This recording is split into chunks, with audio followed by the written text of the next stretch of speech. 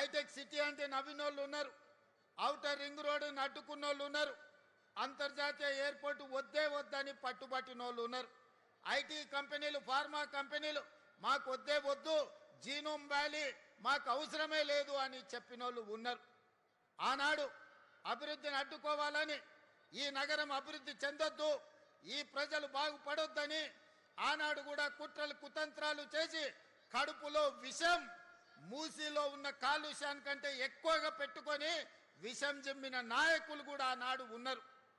కానీ ఆనాటి ముఖ్యమంత్రులు ఔటర్ రింగ్ రోడ్ కానీ, హైటెక్ సిటీ కానీ, అంతర్జాతీయ ఎయిర్పోర్ట్ కానీ, ఐటీ కంపెనీలను కానీ, జీనోమ్ వ్యాలీని కానీ, మైక్రో ఇన్ఫోసిస్, గూగుల్ లాంటి సంస్థలను తేకపోయి ఉంటే ఈనాడు 10 లక్షల మంది తెలంగాణ యువకులకు ప్రపంచం నలుమూలల ఐటీ నిపుణులుగా రాణించవాలా?